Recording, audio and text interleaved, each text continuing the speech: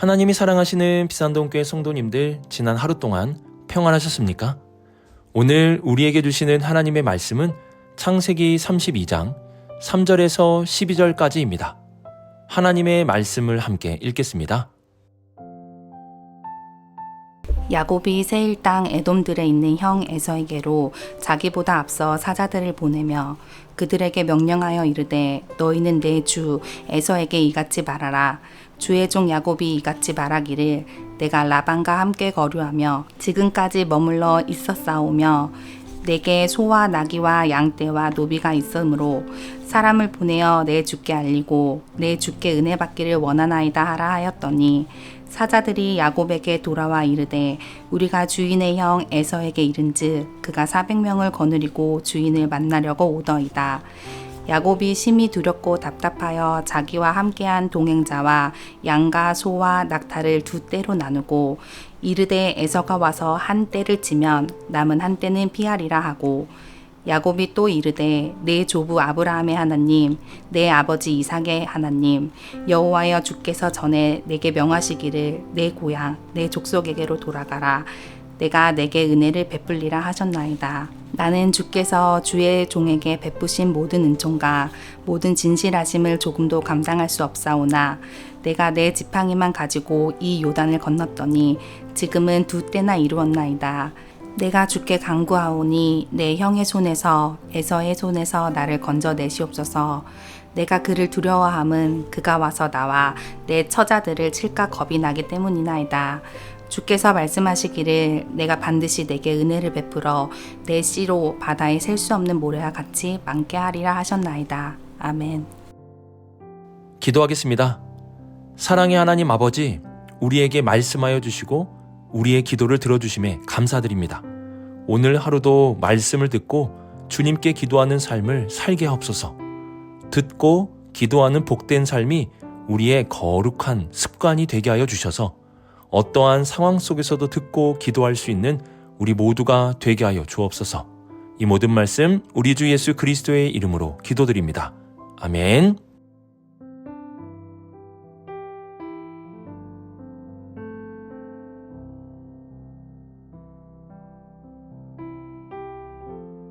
(3절을) 보시면 야곱은 세일 땅 에돔들에 있는 형 에서에게로 자기보다 앞서 사자들을 보내게 됩니다. 이는 형의 마음이 지금 어떠한지, 20년 전 자신이 저지른 잘못에 대한 분노가 시간이 지나 사라졌는지를 확인하고자 하는 조심스러운 시도였습니다. 4절에서 야곱은 사자들에게 에서에게는 주라고 부르고 자신은 종이라고 말하게 합니다. 이는 장자의 권리를 빼앗았던 과거에 대한 양심의 가책이 담겨 있으며 여전히 형의 복수를 두려워하는 두려움의 표현이기도 합니다. 야곱은 그야말로 형 에서 앞에서 납작 엎드리는 태도를 취하고 있는 것입니다. 그리고 5절에서는 이렇게 말합니다. 내가 형에게 은혜 받기를 원하나이다. 이 말 속에는 용서를 구하는 간청, 그리고 가나안 땅으로 들어가기를 허락해달라는 요청이 담겨 있습니다. 자신의 삶의 다음 단계로 나아가기 위해 야곱은 과거의 문제를 정면으로 마주하고 있습니다. 이렇게 야곱의 사자들은 에서를 만나 그의 메시지를 전했고 이제 에서가 어떤 반응을 보일지가 문제가 됩니다. 에서가 동생이 돌아온다는 소식을 듣고 분노했을까요? 혹은 복수의 때가 찾아왔다고 생각하며 야곱을 죽이러 올까요? 아니면 죽은 줄로만 알았던 동생이 살아 돌아왔기에 기뻐하며 용서하고자 하는 마음이었을까요? 6절을 보시면 사자들이 돌아와 야곱에게 이렇게 보고합니다. 에서가 400명을 거느리고 당신을 만나러 오고 있습니다. 이 보고는 야곱에게 공포 그 자체였을 것입니다. 사자들은 에서의 표정이나 구체적인 감정은 전하지 않았습니다. 다만 400명이라는 전투 가능한 수의 무리가 함께 오고 있다는 사실, 그 사실만을 전했습니다. 이것은 그 자체로서 야곱에게 큰 위협으로 느껴졌을 것입니다. 얼마 전까지만 해도 라반의 추격을 피해 겨우 벗어난 야곱에게 이번에는 형 에서라는 또 다른 위기가 다가오고 있는 것입니다. 그래서 7절을 보시면 야곱은 자신과 함께한 사람들 그리고 가축들을 두 떼로 나누었습니다. 그 이유는 8절에도 나오듯이 에서가 와서 한 떼를 치면 남은 한 떼는 피할 수 있으리라는 전략적 계산 때문이었습니다. 계산이 빠른 야곱은 절반이라도 살려야 한다는 생각으로 움직였습니다. 그런데 야곱은 인간적인 계산만을 가지고 두 떼로 나눈 것은 아닙니다. 어제 말씀에서 살펴보았던 마하나임의 뜻이 두 진영이었는데요. 오늘 본문에서 나오는 두 떼 역시 히브리어로는 같은 어근을 가지고 있는 단어입니다. 이는 단순한 반복이 아니라 마하나임과 야곱의 행동이 서로 연결되어 있다는 것을 보여주는 것입니다. 즉, 야곱이 두 떼로 나눈 것은 단순히 인간적인 계산만이 아니라 하나님의 마하나임 체험에 대한 신앙적 반응도 여기 포함되어 있다는 것입니다. 야곱은 지금 자신의 연약함을 알기에 마하나임에서 체험한 하나님의 동행을 떠올리며 하나님의 두 진영이 자신을 지켜주기를 바라는 믿음의 표현으로 행동하고 있는 것입니다. 하지만 동시에 그는 하나님을 전적으로 의지하지 못하고 여전히 자신의 지혜와 전략을 병행하려는 모습도 함께 나타나고 있습니다. 이러한 모습이 우리와 참 많이 닮아 있습니다. 우리도 하나님의 은혜와 동행하심을 경험했지만 막상 현실의 두려움, 위기의 순간, 관계의 긴장을 맞이하면 내 계산, 내 경험, 내 방식부터 꺼내놓곤 합니다.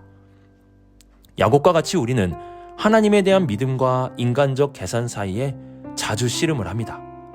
하지만 중요한 것은 하나님은 이러한 씨름하는 야곱을 외면하지 않으시고 오히려 그 씨름의 현장으로 그를 이끌어 오신다는 사실입니다. 그리고 마침내 야곱과 직접 씨름하시며 그의 이름을 바꾸시고 그의 인생을 새롭게 하십니다. 신앙생활 속에 갈등이 있다는 것, 고민이 있다는 것이 사실 큰 문제가 아닙니다. 오히려 그 씨름을 하나님 앞에서 하느냐 아니면 내 안에서만 하느냐가 관건입니다. 야곱은 우리와 똑같이 흔들리는 존재였지만 결국 그 씨름을 하나님 앞에 가져갔습니다. 그러므로 믿음과 계산 사이에서 늘 씨름하는 우리는 그 씨름을 죄책감으로만 여겨서는 안 됩니다. 오히려 그 씨름을 하나님 앞으로 가지고 가십시오. 하나님 앞에 하나님과 한번 씨름해 보십시오. 그럴 때 하나님께서는 길을 열어주시고 이름을 바꾸어 주시며 우리의 삶을 새롭게 하시는 은혜를 더하여 주실 것입니다.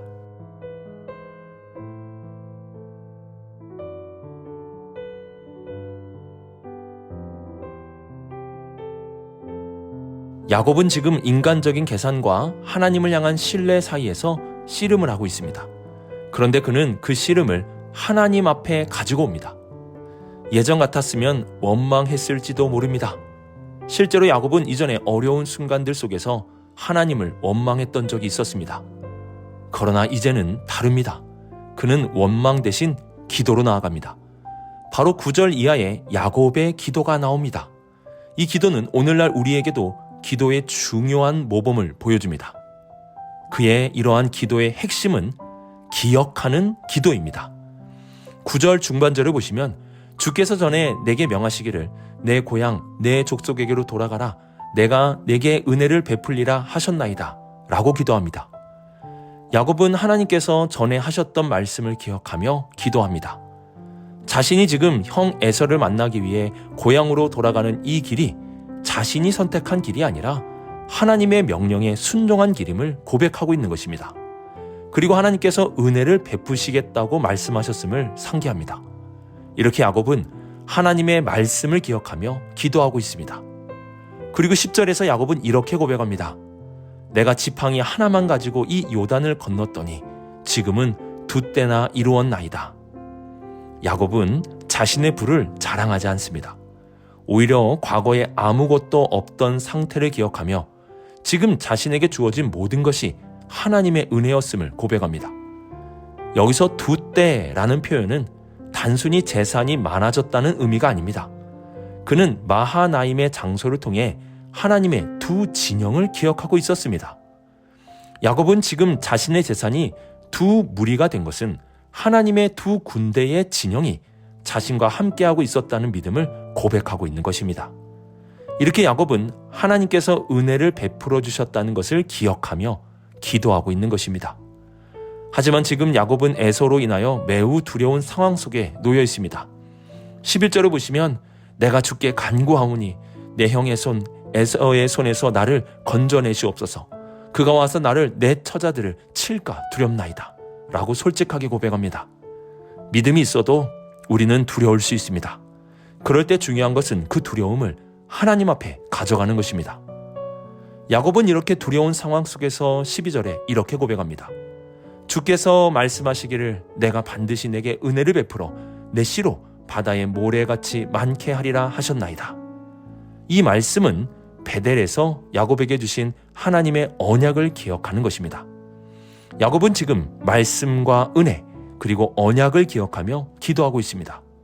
이것이 바로 신앙인의 기도입니다. 신앙인은 하나님의 말씀과 베풀어 주신 은혜 그리고 약속하신 것을 기억하며 기도할 수 있어야 합니다. 우리의 삶에 두려움이 엄습해오는 이유는 사실 기억의 문제인 경우가 많습니다. 하나님이 주신 것들을 기억하지 못하기 때문에 두려움이 더 크게 느껴지는 것입니다. 하지만 우리가 말씀대로 하나님께서 에서로부터 야곱을 지켜주신 것을 기억한다면, 에서의 두려움이 있을지라도 복을 주실 것을 기억한다면, 수많은 자손을 주신다는 약속을 이루실 것을 기억한다면 두려움은 점점 사라지게 될 것입니다. 그러므로 두려움이 있을 때 꼭 기도를 하십시오. 그러나 기도를 하시되 야곱의 기도를 배우면서 하실 수 있기를 바랍니다. 기도는 단지 내가 하고 싶은 말을 하는 것에서 그치지 않습니다. 기도는 성경 속에서 하나님의 사람들의 기도를 통해 배우는 것입니다. 오늘 야곱을 통해 기도를 배웁시다. 기도는 기억에서 시작됩니다. 하나님의 말씀을 기억하십시오. 하나님의 복과 은혜를 기억하십시오. 하나님의 약속을 기억하십시오. 하나님에 대한 기억이 회복된다면 믿음이 회복될 수 있습니다. 그리고 믿음이 회복된다면 두려움의 산도 능히 넘을 수 있게 될 것입니다.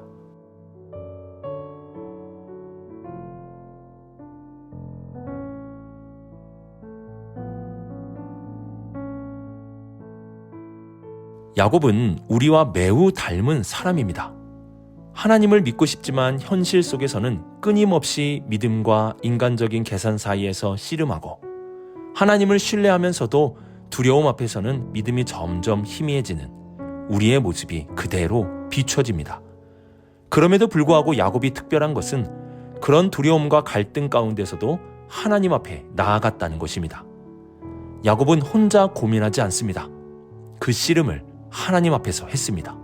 그는 기도의 자리로 나아갔고 그 기도는 하나님을 기억하는 기도였습니다. 그리고 하나님은 그 기도를 통해 야곱의 기억을 더 깊이 확증시켜 주셨고, 그 기도는 야곱을 하나님과 더욱 가까이 연결하는 다리가 되었습니다. 오늘 우리가 살아가는 이 시대에도 앞이 보이지 않는 두려움은 끊이지를 않습니다. 그럴 때 우리가 붙잡을 수 있는 것이 바로 기도입니다. 오늘 집을 나서기 전이라는 찬양의 후렴 가사에 이런 고백이 있습니다. 기도는 우리의 안식, 빛으로 인도하리. 앞이 캄캄할 때 기도 잊지 마세요. 앞이 캄캄해 보일 때 기도의 자리를 떠나지 마십시오. 우리가 드리는 그 기도를 하나님이 듣고 계십니다. 기억하며 드리는 기도는 우리를 두려움에서 믿음으로 옮겨가게 할 것입니다. 야곱을 통해 기도를 배웁시다. 그리고 야곱을 통해 기도해야 함을 배웁시다. 오늘도 그 하나님을 붙들고 기도의 자리로 나아갈 수 있는 우리 모든 성도님들이 되시길 주님의 이름으로 축복합니다. 오늘의 말씀을 묵상하며 하나님에 대한 믿음과 인간적인 계산의 갈등을 하나님 앞에 가지고 가실 수 있기를 바랍니다. 그 갈등을, 그 씨름을 기도의 자리로 가지고 가십시오. 또한 우리는 야곱의 기억하는 기도를 배울 수 있어야 합니다. 말씀을 기억하고 은혜와 복을 기억하고 약속을 기억하며 기도 드리십시오. 우리가 두려운 이유는 기억하지 못하기 때문임을 잊어서는 안 됩니다. 마지막으로 야곱을 통해 기도를 배우고 기도해야 함을 배우시길 바랍니다. 앞이 캄캄할 때 하나님께 기도함을 잊지 않는 우리 모든 성도님들이 되시길 주님의 이름으로 축복합니다. 기도하겠습니다. 우리의 기도를 들으시는 하나님 아버지, 오늘 우리 모든 성도들이 두려움 속에서 야곱과 같이 기도의 자리로 나아가게 하시고, 그 기도의 자리에서 기억하게 하시고, 그 기도의 자리에서 인간의 계산을 내려놓고 하나님을 향해 믿음으로 나아가게 하여 주옵소서. 오늘도 기도하기를 잊지 않고 살아가는 우리 모두가 되게 하여 주옵소서. 이 모든 말씀 하나님의 아들 우리 주 예수 그리스도의 이름으로 기도드립니다. 아멘.